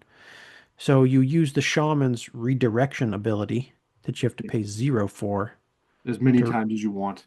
to redirect damage to those two to pump up their toughness, and then you sacrifice to Starlit Sanctum. Yeah. Okay. So you got to attack the Starlit Sanctum in this deck. It seems like. Can it win without Starlit Sanctum? I don't know. I'm not sure. Okay. My initial I thought think is it no. can, How do you maybe. gain life other than that? Sorry. Worthy Cause is a life gain spell. Yeah, there you One go. white, instant. Sacrifice a creature, gain life equal to the sacrificed creature's toughness, and it also has a buyback. But you have to, I think you have to gain life in this deck, sacrifice a creature to something, and it has to have a high toughness, and then you gain that much life. So target the Starlit Sanctums, target the Worthy Causes. Okay. This is the one you won. Okay, how'd it go? Yeah. Um, okay. I mean, I think I lost the first game and won the second two. Uh, right off the bat, I like stupidly attacked into his combo with something and he like got his life. Um, and then after that, I think both of my wins were mostly due to Hypnotic Specters. I was able to just like keep bringing them in. I used Okay. some factories and Nantuko Shades, I think, a little bit. And yeah, I'm pretty sure like he just wasn't drawing the stuff he wanted, at least in the third game for sure. Mm-hmm. I used my Haunting Echoes in the third game again, like maybe against my better judgment, wasn't sure. Um, but it didn't hurt me and it ended up, winning with my creatures. So That was the one where you were saying, oh, like none of the things that he really needed were in his graveyard. yeah, Is that, yeah, okay. yeah. What are Similar to the things, Pablo. Huh? what are the things you definitely don't want to attack into? You don't want to attack when he has a no, an Encore on the board, right? Because then he could just redirect the damage Yeah. to, well, he has to have one of these two in too. He has to have one of the Encores and one of the Task Force or Spiritualist. yeah. Okay. Okay. That was life. Um, That was turn two After or that, round two. do you have another question? Sorry. Nope. I just said No. that was round two. After that, I put Goblins, lost pretty fast to Goblins. Okay. Uh, I like put up a struggle in one of the two games a little, but he just got, a good uh good pace and amount of goblins down that I couldn't deal with. I didn't have anything for mass removal, and I didn't have enough of my normal removal spells. I think I underdrew removal spells in that match. Okay. I didn't run any goblins at all. There were only two goblins decks, according to this meta summary. Hmm. Uh, that's why I have Cataclysm in my Hmm. sideboard too. That's probably the main reason. Hmm. Uh, because yeah, even my White Weenie deck, the goblins can go wider then. This was a So you just red-green goblins, by the way. okay. So you got stomped by goblins. I Yep, don't stomped by goblins. know. And then I went and got stomped by Burn. Stomped by Uh, burn. that was a messy match for me. I made several mistakes. Um, I morphed my Bane of the Living, and I was so focused on its flip over ability, which is kind of why, I was using it. And I think I killed some things with that. Uh, but I was so focused on that that I forgot to attack with it the turn I flipped it over like an idiot. Okay. So, You lost out uh, on 4 damage there. yeah. Would that have made a difference? I don't know, probably not, no. But Okay. I made several other mistakes too. I'm not sure what I was doing. That was the Pyro Static Pillar burn deck, or one of them. Okay. Okay. And that card did pretty good work against me. Um, Yeah, let me look at your deck. So all the hippies are three casts. All the hippies trigger Pyrostatic Pillar, Everything. It's the like Nantuko everything but the Shades, Graveborn Muse. the Ravenous Rats, the Withered Wretch, Yeah, all of your removal, your everything. It's a Dark very low Writ. casting cost deck. Yeah. I mean, this is pre-modern in general, though, right? Like, I mean, that's I think that's the good thing about Pyrostatic Pillars that all of pre-modern is like, maybe just all of Magic, but like, This competitive Magic in general. Yeah. yeah, yeah, You and I at the kitchen table were playing like 5 mana spells, and yeah. I then don't we know if read. it's that way for like old school competitive. I feel like just because the pool is smaller, there's more like forecasting cost spells in the mix. But Yeah. yeah, um, so yeah, it was just a lot of aggressive damage. Maybe some of my drawing wasn't so great, but uh, Burn it is went pretty tough. quick. I mean, it's a solid deck. Somebody won the tournament with a burn deck. Hmm. Good burn players can go far in a lot of different formats, in a lot of different metas. I don't know exactly how I would play Moneyball Black against burn, like what I would do special, or even how I'd sideboard against it. I thought about this a lot. I don't know if uh, there were a few games where I feel like Master Core would have helped me, and I thought about the Okay. Master Core, um, when I was deciding which version of the deck to play. I went kind of back and forth on it, and I opted against it. But there were probably a few matches where it would have come in handy instead of the Nantuko Shade. Okay. Um, I What feel did you like want to do? What would you want to do with the Masticore against burn? Well, you could use it to deal damage to the Jackal Pup and yeah, kill it and hurt them. that's one of the things I was thinking, and then it's just also, it survives a little bit better against some of the burn spells It too. survives burn spells. It holds off ball lightnings too, right? I Yeah. mean, you could, if you have the mana open when they cast a ball lightning, you could just blow it up right then. Uh-huh. But yeah, the Nantuko Shades are fairly susceptible Yeah. to the burn damage, at Okay. least Yep. for All of the your first creatures, turn. all of your creatures are taken out by a lightning bolt. Yeah. All of I them. didn't see any lightning bolts all day, I don't think. Oh, okay. No. It was all other stuff. Most of your creatures are taken out by Seal of Fires or Shocks. Yeah. Seal of Fire I saw, I guess. Okay. Um, so then after that, I played Psychotog. Uh,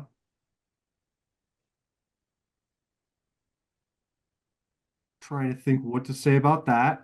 Was it blue black? It was blue-black. It had zombie I infestation. was going to ask if there was zombie infestation. Um, it had uh, I got duressed a few times in that match. Normal blue portent and blue draw spell stuff. Um, the guy I played against, Rob, I believe, was Rob. very friendly and gave me tips, and we had some conversation. He was cool.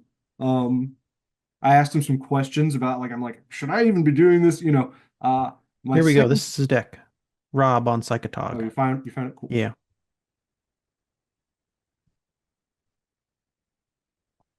Blue black.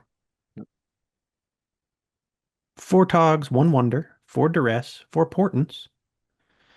Instance, you have four accumulated knowledges, two circular logic, four counter spells, one factor fiction, two foils, four gush, three impulse, three opt, two smother, one vendetta, artifacts. You have two powder kegs. I hate playing against powder keg. And then By the lands. way, stupid move. I attacked with Mish in one game. I attacked with Mishra's Factory into a Winning it. counterless powder keg, Oh, okay. totally not thinking. Lost my Mishra's Factory. I'm like, oh, so many mistakes. Yeah. Well, that's something you won't do again now, All right? right. Yeah. Learn my lesson. Okay. That's why you need practice.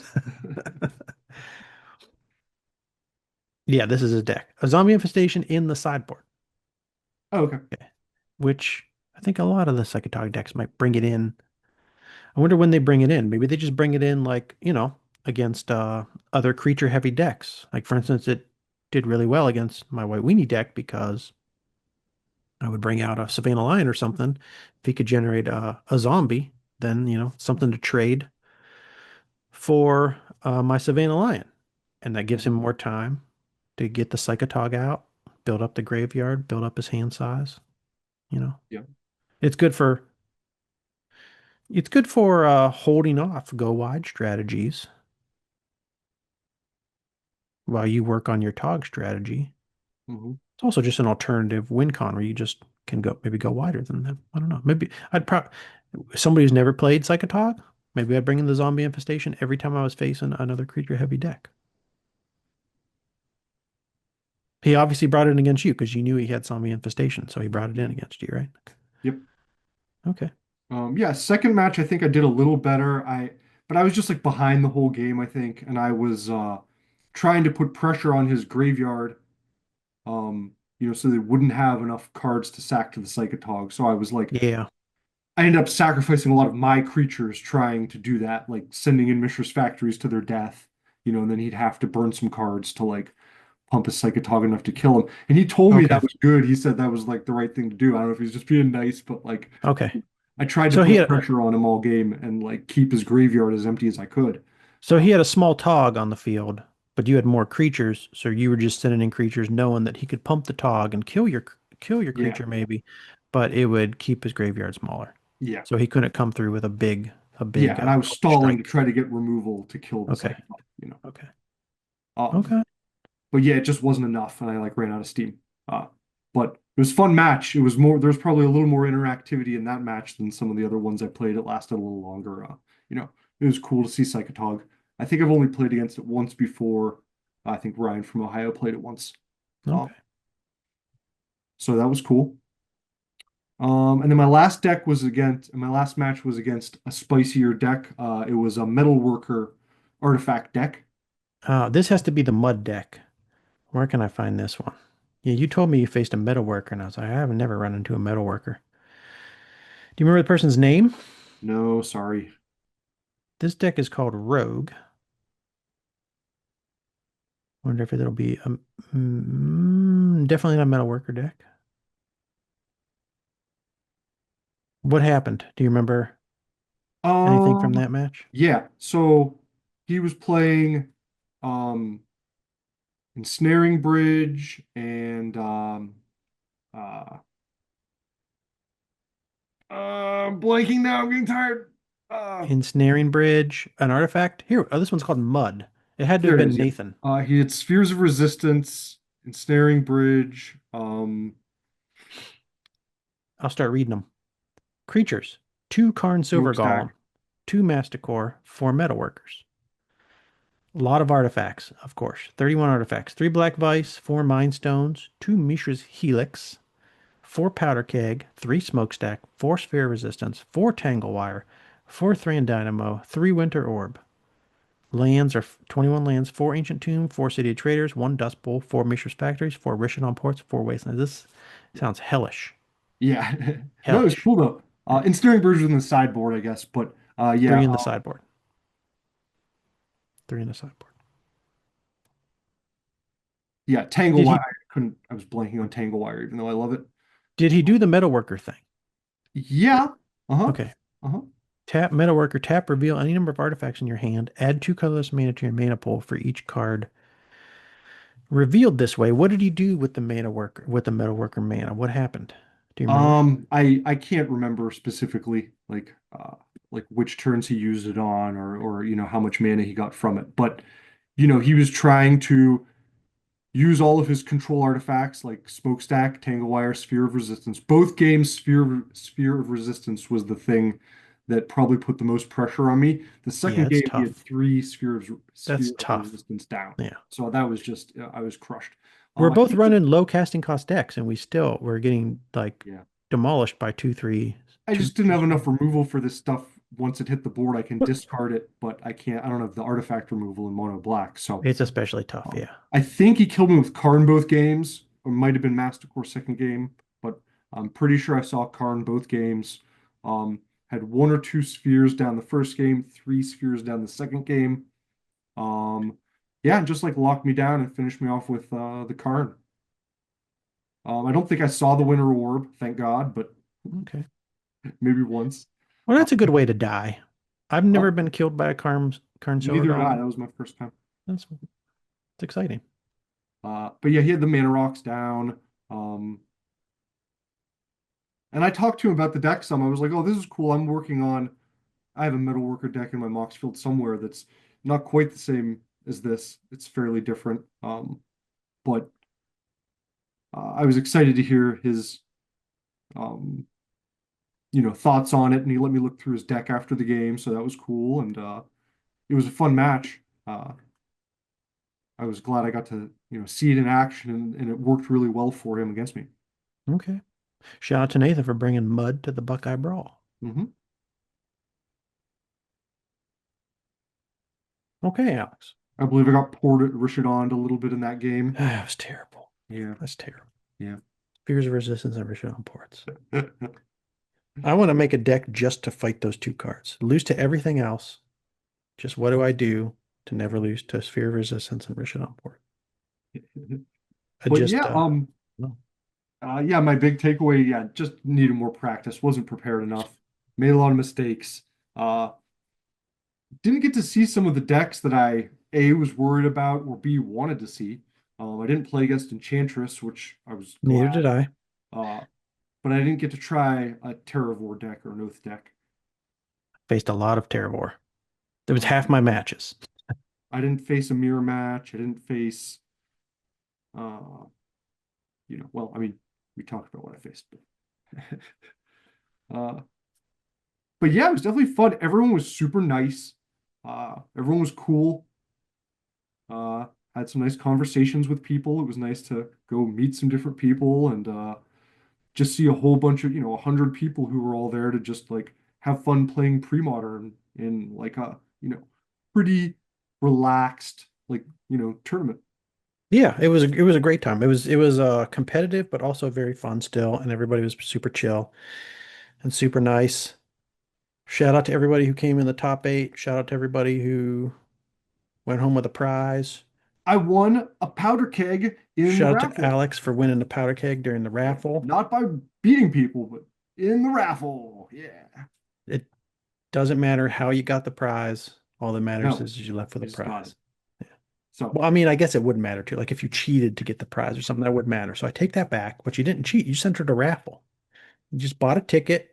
You gave money to the Mid-Ohio Food Bank, and uh, then you got a powder keg in return. yeah. Thanks to all the people who donated stuff for those raffles, and there were some cool prizes. There were play mats of Lake of the Dead and Guardian Beast, which was sweet. There were altars that were really cool. Some of the Retromancers love to do altars. There's always a book of altars, I think, to go through at the end of our monthlies Mhm. for the people at the top. So yeah, good time. It made me want to, yeah, go to another tournament. Uh, What are you playing next, Alex? You get to sleeve something up. What do you bring into the brawl if it's not Moneyball Black? I think I would have brought goblins. Goblins, huh? Yeah, I don't know. I'll probably bring something like spicy that I came up with that isn't very good. Okay. What? You don't know yet. Uh, What's your favorite spicy thing that you're working on right now? I don't know. Oh, should I tell? I don't know if I want to tell people. Geez. Just don't give too much detail, just in general. Like I'm working on a spicy thing that I really like because I want to play Goblin Trenches. Okay. So it's token generation, red, white, Goblin Trenches, Anthems, Battle Screeches, stuff like that. Mhm. And I tell you what, if you don't do anything to me by turn six, then you're fucked. But if you do anything to me before turn six, I'm fucked. I've been working on a clerics deck for a while. Okay. It's black blue. I've Okay. also been working on like a black blue like control kind of deck that like chips away at them with damage over time. And I have a like a manlands green blue. Uh, I don't know what you want to call it, like a control manland deck. Okay. So those are a few that I'm working on. That if I end up getting all the cards for and I get some practice in with them, maybe I'll try something like that for fun. Out of the main meta decks, I'm not sure. I don't know if I should try to put together something that's like, a really popular. I, I kind of enjoyed watching or like looking at the third deck you played, I think, that you lost to, the Green Thermokarst deck. Yes. That looked kind of neat. something like that tickled my fancy maybe a little more than different Terravore decks I've seen Okay. or different Oath decks I've seen. Sappers on Air, Alex. Have you ever seen this card? No, I don't think I have. I don't know. I know you're working with a blue black control style deck. I think maybe you're playing Shadow Mage Infiltrator because you asked me about that card today. I think maybe there's some shadow in there. I don't know. I saw this card the other day. I'm not saying it should go in the deck. I don't know how good it is exactly, but I just saw it and I was like, this is kind of interesting. Sappers on Air. One colorless, one blue. It's a rare from Mercadian Mass, Merfolk, 1/1.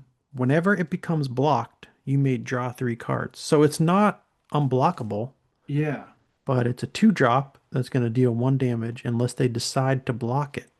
And they right. might not decide to block it because otherwise you draw 3 cards. Yeah. I don't know, just a thought. I kind of like that actually. That's pretty cool. It's the Not same like cards to unblockable, but mana ratio as like a standstill.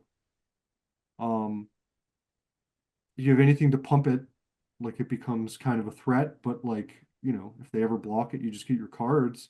Um, it's only one blue in the casting cost, so it fits into a two-color deck. I kind of like that. yeah, not bad.